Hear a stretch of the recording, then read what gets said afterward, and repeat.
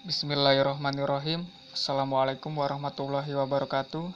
Baiklah, saya dari kelompok 5. Di sini saya akan mempresentasikan hasil diskusi dari kelompok kami yang disusun oleh yang pertama saya sendiri, Muhammad Dhani Rahmadi, 2 Marsha Alfandi, 3 Delvina Fikita Sanda, 4 Rizkiyah, dan yang kelima Arifa Sabrina. Baiklah, langsung saja saya akan memaparkan materi dari kelompok kami, kelompok 5. Materinya yang berjudul Hukum Agraria. Yang pertama, agraria. Agraria berasal dari kata aker dalam bahasa Belanda. 2 agros dari bahasa Yunani, yang artinya tanah pertanian. 3 ager dari bahasa Latin yang artinya tanah atau sebidang tanah. 4 agrarian dari bahasa Inggris yang berarti tanah untuk pertanian.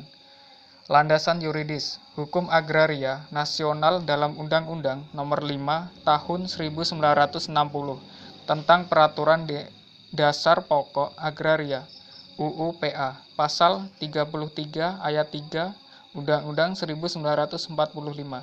Bumi, air, dan kekayaan yang terkandung di dalamnya dikuasai negara dan dipergunakan untuk sebesar-besarnya kemakmuran rakyat, hak-hak menguasai negara.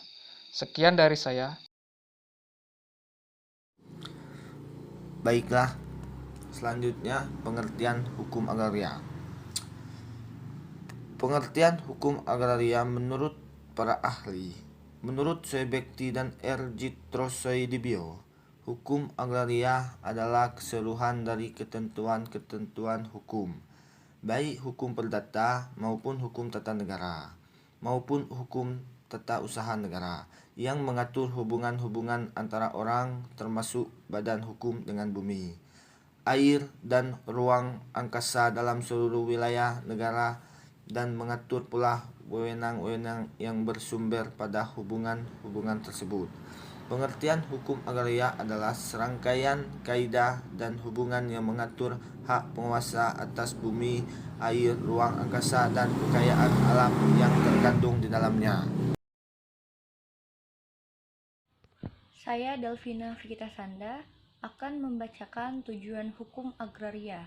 Pertama, meletakkan dasar-dasar bagi penyusunan hukum agraria nasional yang merupakan alat untuk membawa kemakmuran, kebahagiaan, dan keadilan bagi negara dan rakyat, terutama rakyat tani, dalam rangka masyarakat adil dan makmur. 2. Meletakkan dasar-dasar untuk mengadakan kesatuan dan kesederhanaan dalam hukum pertanahan. 3. Meletakkan dasar-dasar untuk memberi kepastian hukum mengenai hak-hak atas tanah bagi rakyat seluruhnya. Selanjutnya, asas-asas hukum agraria. Asas hak menguasai negara. Asas ini mengatakan bahwa sebagai organisasi, kekuasaan tertinggi negara diberi wewenang untuk mengatur permukaan tanah atau berkewajiban untuk mengatur tanah, serta pemberian tanah. Dalam hal ini, negara bukan sebagai pemilik tanah. Asas nasionalitas adalah asas yang menghendaki bahwa hanya bangsa Indonesia saja yang dapat mempunyai hubungan hukum sepenuhnya dengan bumi, air, ruang angkasa, dan kekayaan alam yang terkandung di dalamnya. Asas hak atas tanah yang mempunyai sosial. Fungsi sosial hak atas tanah adalah fungsi-fungsi kepentingan orang banyak atau kepentingan nasional, sehingga sebidang tanah dicabut dari kepemilikan seseorang bila kepentingan orang banyak atau nasional memerlukannya dengan kompensasi ganti rugi. Asas persamaan. Persamaan dalam penguasaan atas tanah yang tidak membeda-bedakan jenis kelamin, golongan, bahkan tidak membedakan suku bangsa. Asas mengerjakan sendiri tanah pertanian secara aktif. Asas ini menuntut pemiliknya harus tinggal tidak jauh dari letak tanah pertanian agar efektif mengerjakannya. Hukum agraria setelah berlakunya UUPA dibagi menjadi 2 bidang, yaitu 1. Hukum agraria perdata atau keperdataan adalah keseluruhan dari ketentuan hukum yang bersumber pada hak perseorangan dan badan hukum yang memperbolehkan, mewajibkan, melarang diperlakukannya perbuatan hukum yang berhubungan dengan tanah atau objeknya.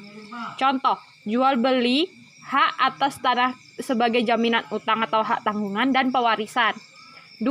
Hukum agraria administrasi atau administratif adalah keseluruhan dari ketentuan hukum yang memberi wewenang kepada pejabat dalam menjalankan praktek hukum negara dan mengambil tindakan dari masalah-masalah agraria yang timbul.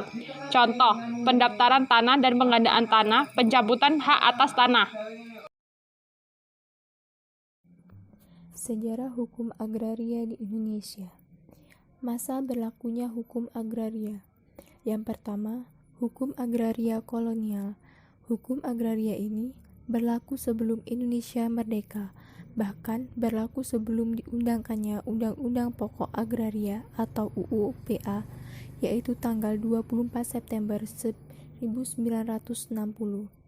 Yang kedua, hukum agraria nasional. Hukum agraria ini berlaku setelah diundangkannya Undang-Undang Pokok Agraria, yaitu tanggal 24 September 1960. Baik, dari beberapa pemaparan materi tersebut, saya akan membacakan kesimpulannya. Dengan adanya perkembangan politik hukum agraria di Indonesia telah memberi pencerahan kepada masyarakat akan pentingnya kepemilikan tanah yang sah yang diakui oleh SK Camat, pejabat pembuat akte tanah, notaris, dan Badan Pertahanan Nasional, di mana masyarakat dikedepankan akan pentingnya kesejahteraan rakyat luas yang secara tegas diatur dalam ketentuan pasal 33 ayat 3 Undang-Undang Dasar 1945,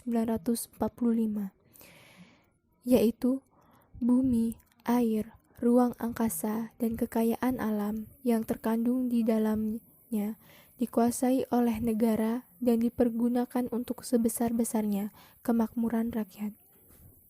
Sebagai titik awal dasar politik hukum agraria di Indonesia, kita sebagai warga negara sangat merindukan upaya-upaya untuk menghadirkan Pancasila, konstitusi, dan paham konstitusionalisme yang sanggup memberi arah dan inspirasi bagi usaha-usaha mewujudkan keadilan agraria, yaitu kondisi di mana tidak terdapat konsentrasi yang berarti dalam penguasaan, pemilikan, penggunaan, dan pemanfaatan tanah, kekayaan alam, dan wilayah hidup warga pedesaan dan pedalaman, dan terjaminnya hak-hak petani dan pekerja pertanian lainnya atas akses dan kontrol terhadap tanah, kekayaan, alam, dan wilayah hidup.